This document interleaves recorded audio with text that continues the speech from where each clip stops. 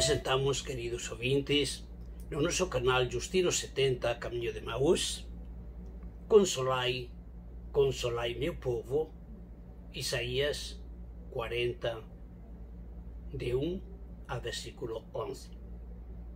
Queremos facer unha homenaxe ao Papa Francisco, que neste tempo de pandemia soube, como talvez poucas outras persoas, se mostrar solidario, próximo de tantas situações de dor, e ele soube consolar a partir daquela praça de San Pedro, vazia, mas cheia com a sua presença. Queremos também registrar a firmeza com a qual ele chama as autoridades mundiais para a solidariedade e para a partilha, e depois vemos nele essa figura maravilhosa de ternura, de proximidade, de pai, de pastor. Características que encontramos nesse texto do segundo Isaías, quando o profeta, a partir da situação de Babilônia, vai convocar o povo que foi levado para o exílio a escutar essa voz do Senhor: consolai, consolai o meu povo. Vamos ler esse texto maravilhoso que poderia ser proclamado ou declamado assim a grandes vozes, entoado com bastante alegria, força e convicção, e ver a relevância desse texto maravilhoso dos 16 capítulos do segundo Isaías, do capítulo 40 ao capítulo 55, especialmente neste tempo de pandemia, quando tantas pessoas esperam como uma receita mágica para acabar com a pandemia, como uma receita mágica para acabar com a dor, como uma receita mágica para acabar de um dia para outro. O profeta, conhecido como segundo Isaías, vai exatamente gerar esperança num tempo de desespero, de crise, e talvez a crise maior que enfrentou o povo de Israel. É difícil comparar a crise que enfrentou no tempo da escravidão do Egito, mas aquela de Babilônia, podemos dizer, não foi menor, porque foi muito desafiadora em diferentes frentes. Vamos ler, vamos meditar esse capítulo 40 de Isaías, a primeira parte. Nos próximos dias daremos também algumas pinceladas sobre os outros capítulos, porque trazem para nós um ar novo de primavera, cores de vida, de alegria e de esperança. E convidamos os nossos ouvintes exatamente a isso, a revisitar esse livro maravilhoso conhecido como segundo Isaías, capítulos 40 até 55 do livro de Isaías.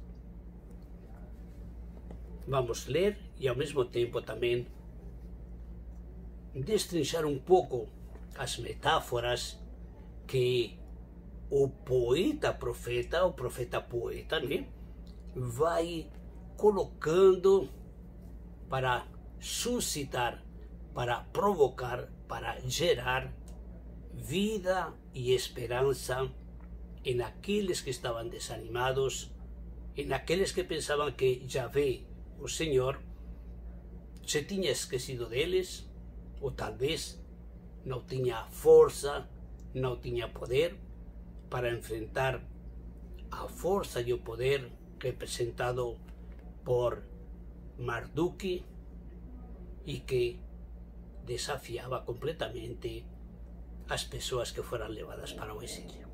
Vamos escutar, vamos também explicar um pouquinho estas metáforas, porque na medida em que penetramos no sentido literário nas metáforas, nos símbolos, nas imagens, percebemos a profundidade, a densidade e a relevância teológica, espiritual e pastoral para as nossas comunidades de hoje. Consolai, consolai meu povo, diz vosso Deus. Falai ao coração de Jerusalém e dizei-lhe em alta voz que seu serviço está cumprido, que sua iniquidade foi expiada, que ela recebeu da mão de Yahvé paga dobrada por todos os seus pecados. Vamos reler um pouquinho estes 2 primeiros versículos do capítulo 40. Consolai, consolai meu povo, diz vosso Deus. Veja nessa repetição desse imperativo, consolai, consolai meu povo. É uma reiteração, é intensidade, é também urgência. O povo precisa de força para se reerguer dessa situação de crise, de desânimo, de desespero talvez. Consolai, consolai meu povo. Temos aí a característica da aliança com Yahvé e da aliança de Yahvé com seu povo. Meu povo, diz vosso Deus. Vejam aí a correspondência. Meu povo, Deus diz, Israel é meu povo, e o povo de Israel diz, nosso Deus, ou aqui como está falando o Senhor, diz vosso Deus. Vosso Deus, nosso Deus, a correspondência da aliança. Falai ao coração de Jerusalém e dizei-lhe em voz alta.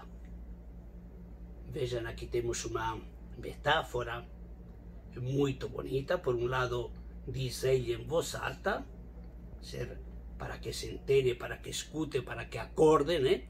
Mas o que significa esse falar ao coração de Jerusalém?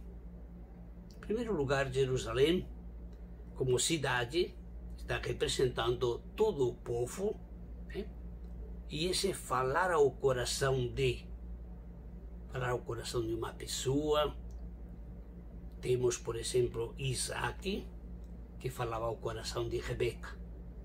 Temos aí uma imagem muito bonita da intimidade, da afetividade, que poderíamos assim traduzir esse falar ao coração como o noivo que fala a noiva ao coração, ou ao contrário, o esposo ou a esposa que fala a seu respectivo esposo falar ao coração.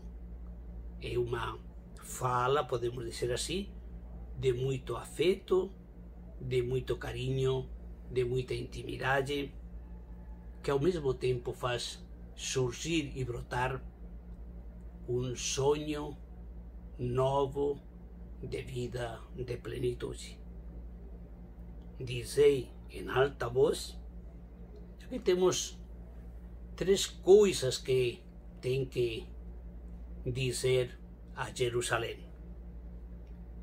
Primeira, que seu serviço está cumprido. Segunda, que sua iniquidade foi expiada e que ela recebeu da mão de Yahvé paga dobrada por todos os seus pecados. A terceira dimensão, a terceira expressão. Seu serviço está cumprido. Aqui temos a imagem, veja no fundo, como aquela do tempo da escravidão no Egito, que deviam fazer um certo número de tijolos, etc. Serviço e servir é a mesma expressão, né? Obede, né? Servir, trabalhar, etc. Né? Já foi cumprido, então não precisa mais. Sua iniquidade foi expiada. Aí por baixo temos esses elementos que podemos ver por um lado, de responsabilidade ou de culpabilidade também, etc., né? Ou de extrapolar determinados elementos que depois o profeta vai colocar ao longo desses 16 capítulos. Ela recebeu de mão de Javé paga dobrada por todos os seus pecados. Então vejam aí no livro do Êxodo, por exemplo, quando se fala, ou no livro do Deuteronômio, aí quando se fala no caso de roubo, de alguma outra coisa, diz, deve pagar o dobro. Então aqui temos essa expressão, e já recebeu de Javé paga dobrada. Portanto, se já recebeu paga dobrada, então não está devendo nada. Portanto, é um modo de dizer, já paga dobrada por todos os seus pecados, viu? Então, isto é interessante, como aí se diz para este povo que estava passando e sentindo-se comparado com aquele esplendor de Marduk, do templo de Marduk, da estátua de Marduk, de sentir-se humilhados junto com os outros deuses, já bem colocado lá no panteão da Babilônia. Então, está dizendo, a dívida foi paga, portanto não fica nenhuma pendência, vamos olhar para frente. O futuro nos pertence, um futuro com Javé, nosso Deus. Vejam aí no versículo 3 e 4, uma voz clama, no deserto abriu um caminho para Javé, na estepe aplainai uma vereda para o nosso Deus. Seja entulhado todo vale, todo monte e toda colina sejam nivelados. Transformem-se os lugares escarpados em planície e as elevações em largos vales. Então, a glória de Javé há de revelar-se, e toda a carne de uma só vez o verá, pois a boca de Javé o afirmou. Vamos reler um pouquinho estes 3 versículos, 3, 4 e 5. Se fala de uma voz que clama, temos aí como uma cantata de diversas vozes, muito significativas, e não se diz quem é que está falando, etc., mas são falas, são conversas de ânimo, de alegria, de sonhos novos. No deserto abriu um caminho para Javé, na estepe aplainai uma vereda para o nosso Deus. Lembrando a saída do Egito, nos encontramos 40 anos pelo deserto. Agora, quando se fala no deserto abriu um caminho para Javé, não é aquele deserto do Egito para a terra prometida. Agora é aquele deserto que simbolicamente devem atravessar de Babilônia até Jerusalém, até Judá, etc.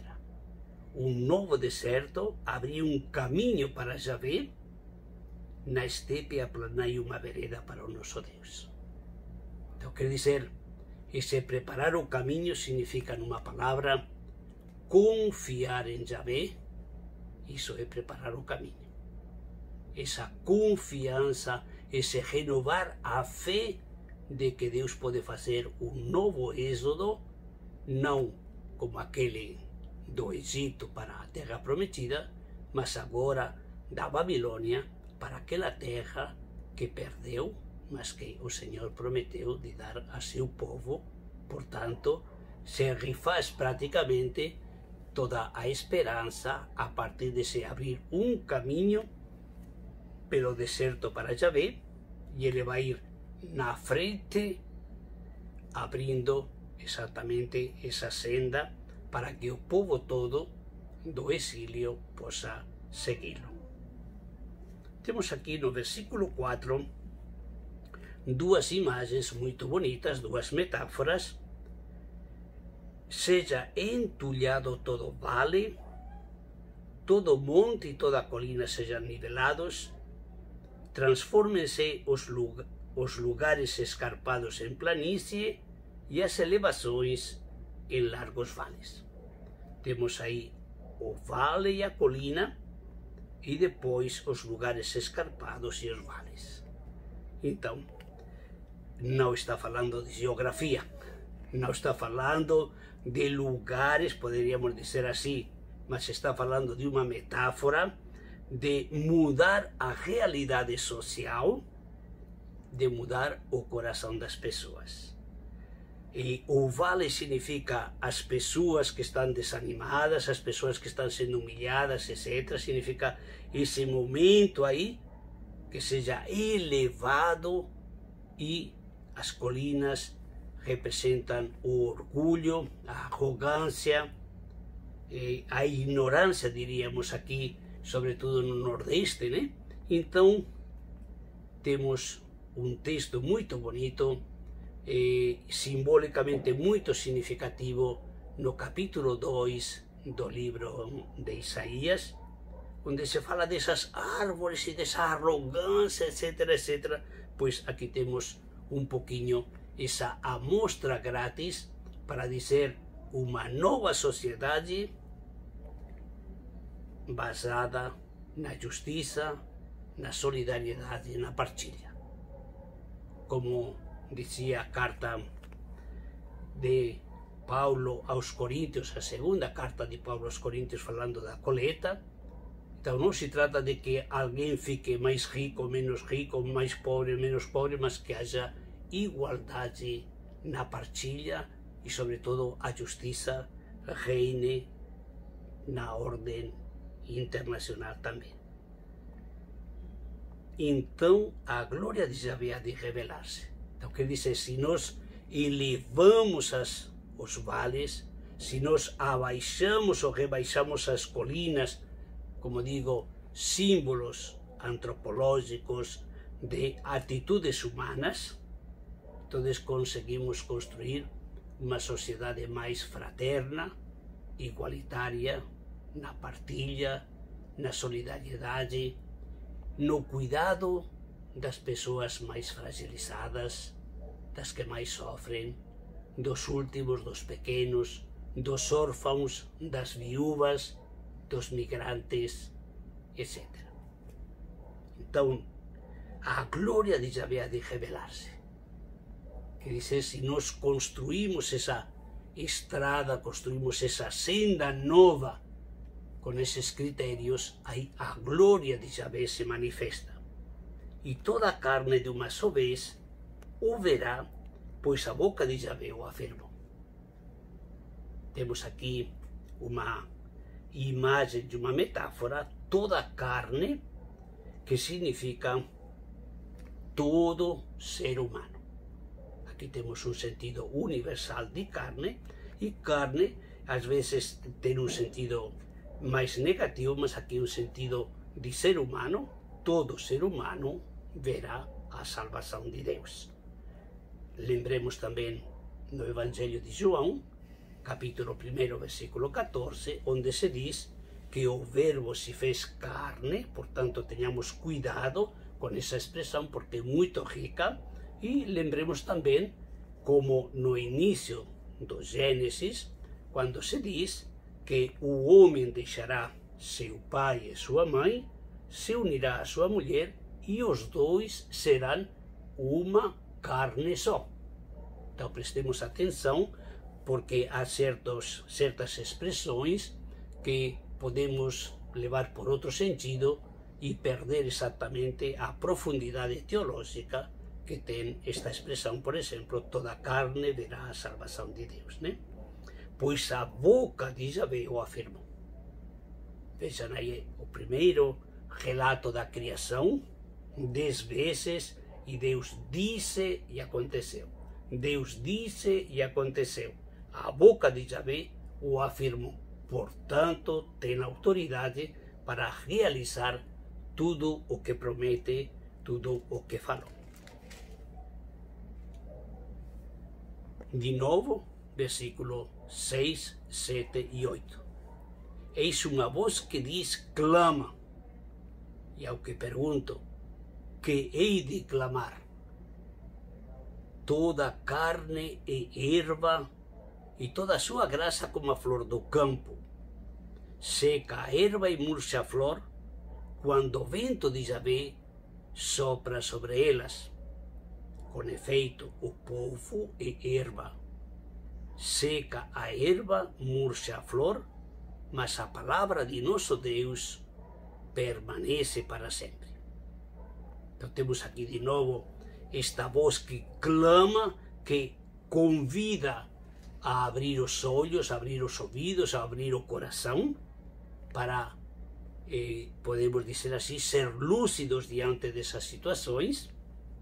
Toda a carne é erva e toda a sua graça como a flor do campo. Já falamos que toda a carne significa todo ser humano, nesse lado de fragilidade. Então, todo ser humano é erva, toda a sua graça como a flor do campo. E ser essa graça, essa beleza, etc., vai murchar em alguns dias.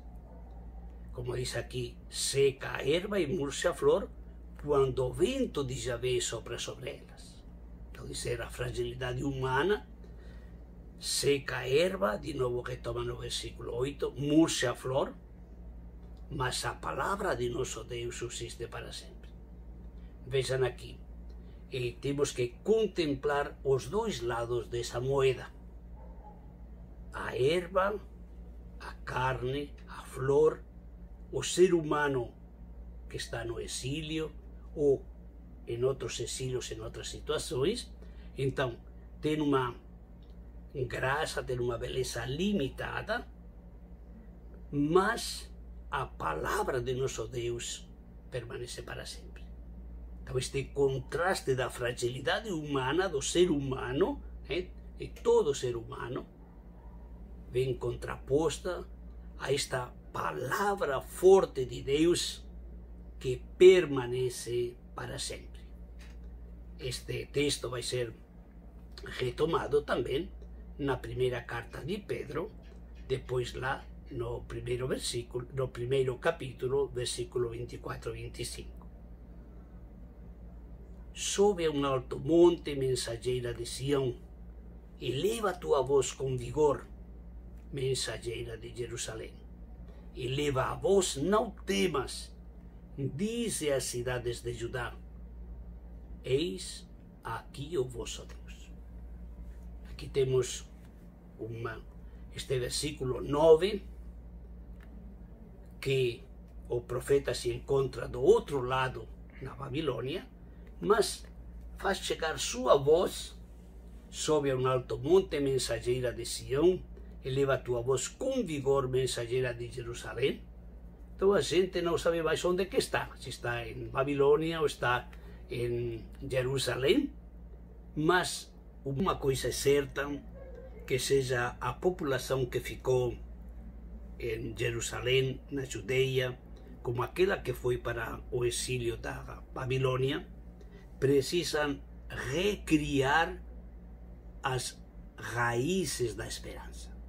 Precisam experimentar que Deus pode ressuscitar esse povo que sofreu tanto, e só ler as lamentações para perceber como o sacerdote, o profeta, todo mundo está perdido, todo mundo está sem alegria, sem esperança, os anciãos não visitam mais as praças, os jovens não dançam mais. Há toda uma realidade que leva ao gosto da morte. Portanto, essa mensageira de Sião, desde Babilônia ou desde Jerusalém, como alguns interpretam, convida a elevar a voz, a levantar a cabeça, porque a libertação está próxima. Vejam aí, diz às cidades de Judá, eis aqui o vosso Deus. Aquelas cidades de Judá que só tinham restos daquele grande esplendor do século X, do século IX, etc, etc, né? Então, depois daquela passagem do exército de Nabucodonosor, as cidades ficaram desoladas. Aquela que era considerada a rainha dos povos, diz, ficou viúva e sentada no chão, sem beleza nenhuma, né? Eis aqui o vosso Deus. Essa é a certeza e a raiz da alegria, da vida e da esperança para este povo de Jerusalém, para este povo que estava no exílio da Babilônia, e esta é também a raiz para nossa nova vida, alegria e esperança neste tempo de pandemia. Eis aqui o vosso Deus. Então temos que repetir novamente. Deus não se esqueceu de nós. Deus não nos abandonou. Seu Filho Jesus está caminhando conosco pelos caminhos de Emaús, pelos caminhos, pelos rios desta imensa Amazônia, pelas vales, como diz o Salmo 23, por essas situações inimagináveis dos vários continentes, na Austrália, na África, na Ásia, sei lá. Eis aqui o vosso Deus. Eis aqui o Senhor Yahvé. E aqui vamos contemplar, nestes dois últimos versículos, 10 e 11 do capítulo 40, duas imagens maravilhosas. Duas imagens que se complementam e com estas vamos concluir um pouquinho a nossa reflexão, a nossa meditação. Eis aqui o Senhor Yahvé, ele vem com poder, seu braço assegura a sua autoridade, eis com ele o seu salário, diante dele a sua recompensa. Temos aqui a primeira imagem, a primeira metáfora de Yahvé, do Senhor, que chega com poder. Sinônimo, seu braço assegura a sua autoridade, traz o salário e a recompensa.